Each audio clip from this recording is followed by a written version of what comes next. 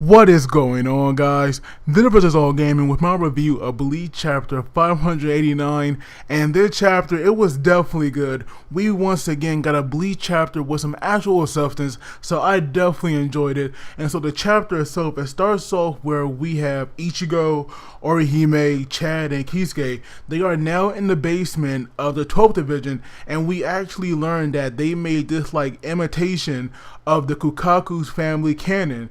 And so right now, Kisuke made this, and he actually made it pretty freaking fast because he actually made it the moment that the Zero Division came. And first, Mayuri, he was the one that first made the base, and Kisuke came in here, like rather quickly, and he was the one that had made the cannon. And that right there goes to show you how freaking fast this guy worked. I swear, Kisuke is like a god in Bleach because this guy, he can do anything if you give him the chance.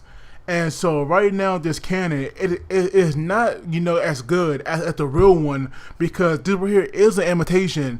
And the real Kukaku family, they actually use, like secret techniques that have been passed on their family. So obviously Kisuke, he would not know that. And plus this cannon right here, it is only good for like one shot. So that way they go to show you that if this thing fails, which of course it won't, but obviously after that one shot, this thing will probably just fall apart. But right now they don't even have the energy to fire this thing. But we actually learned that that apparently Kisuke here, he had told the 12th division that like somebody here has returned from like completing some task, and the person is a female, so that way they go to show you who it is, because we all know Kisuke only be working for like 2 females, and obviously that little kid, I did forget her name, but there is no way that she would handle a task like this. But Chad here, he actually bought up Orihime's clothes, and right now we have Ichigo, like looking at her and kind of like freaking out, and we just see Orihime blushing, and then even Ichigo, he like blushing as well. But we learned that the Ichigo actually thinks that these clothes right here, that they are like a little too revealing. But we have Orihime thinking the worst, saying that Ichigo probably thinks that she is some like a huge pervert. And it was hilarious, the way that she was freaking out. And we see now that Orihime was like hugging her chest, and we see like in Chad's mind, he was thinking back to what Kisuke said, because Kisuke told her that if she wears these clothes, then Ichigo will be happy, and that right there actually got her to wear it. And so right now, she was saying that she said that it was Kisuke's fault because he's a liar. I was just dying right here. It like had me laughing because this video was hilarious. But now we see Yoruichi, like her hand appearing out of nowhere, and it goes right through Orihime's chest, and it was hilarious. But I am so glad that Yoruichi's back, because I remember the last time that we saw her, so her being back in the series, it's a good thing. But I do notice that like once again she does not have her Zanpakuto toe on her, and I do wonder why is that. If she's gonna fight, and this over here being the last arc of Bleach, I would think that we will finally see her Shikai and Bankai, because it's obvious that she has it. And I get that that she is really powerful, but at the same time it would definitely be nice to know what kind of power does her sword have, because I would hate for this series to end and we have no idea what that is. That right there, it would really piss me off. And that right there is also why I wanted Kisuke to fight as well, because his Bankai is something that I have been so curious about since him and Reggie talked about it during the Aranka arc. I just want to see these two go full out, because that right there, it will like definitely be amazing. But we have Yoruichi, she's now pissed because of the way that the Ichigo was like acting toward Orihime's clothes. But we have Orihime herself, trying to calm Yoruichi down. It was just so freaking hilarious. But we see now that Yoruichi, she was now on this job, and we see her, having these like all these bottles inside of her robe. So I do wonder, like what were they going to use this for? but we actually learned, like what they were for, and their purpose here. It is definitely going to be awesome. I am so glad that the Yoruichi is the one to complete their job, because I would imagine, thanks to her speed, she was able to do this pretty quickly, because we all know how fast he is, and how fast she can move. Because I believe that she is definitely one of the fastest, if not the fastest character in Bleach. So the fact that, Kisuke had her doing this job, it definitely makes so much sense. So we now learn that the job that Kisuke gave to Yoruichi, it was to investigate the distortion that the Quincy caused between the present world and society.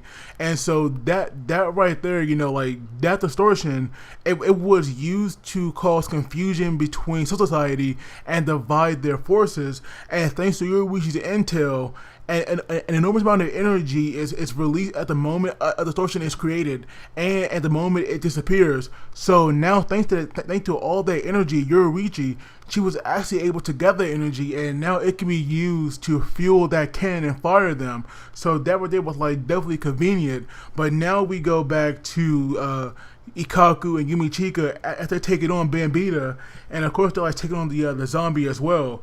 And so right now they're trying to dodge those bombs of hers, and we see now Yumichika, he is definitely smart when it comes to battle, because he's been keeping a close eye on Bambita's abilities, and so we already know what her powers were, because she has stood for B.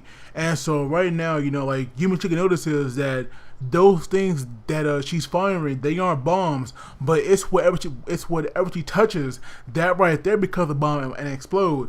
And so right now we have Ikaku, now they know about her power, and and it's possible that his Zanpakuto can actually flick them off. We see now that he charging in there, and we also see Yumichika. He's also, also going to get involved with the battle. And so right now he brings out Hado 57, which is Revolving Dance of the Earth. And we can see now all the debris, lifting up. And he's now firing it at Bambita, who's of course using her own power to make it explode. We have Ikaku going in there, and he just impels her with his sword, and that right there was right in her face, I believe, because we see the blade is now coming out of the back of her head, and so we see that some of her blood is now coming out on his face. And we see now that Bambita, because she's dead, she can still fight, and she just touches his head, and we just see that she about to make his head explode. But luckily we have Yumichika come in there, and he just cut off her arm with ease. And so now that it fell and touched something, we also see that it caused that debris on the ground to explode as well. But now we see the zombie, he picks up her arm. And we see now that now that they know that Bambita's already dead, we see that she make this explosion that takes them out, and seeing how they were now out of action. That right there, it's definitely unfortunate, because I would have loved to see those two take out Bambita and the zombie as well.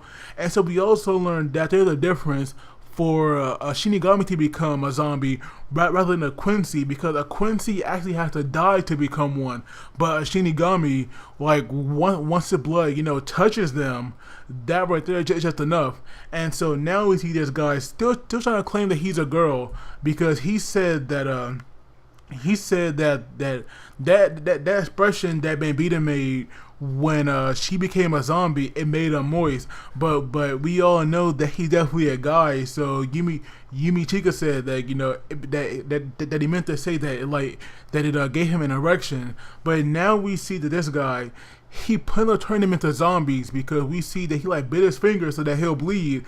But right before he can even touch him, we have Mayuri appearing, and of course he's wearing this new outfit, and he's just shining so brightly. But he is definitely interested in the zombie, and so now I cannot wait for this fight, because unlike most people, I do like Mayuri. I definitely want to say that he one of my favorite characters, but I do like him, and if I know him from a previous battles, he will definitely let himself become a zombie and somehow counter it. So I cannot wait to see that.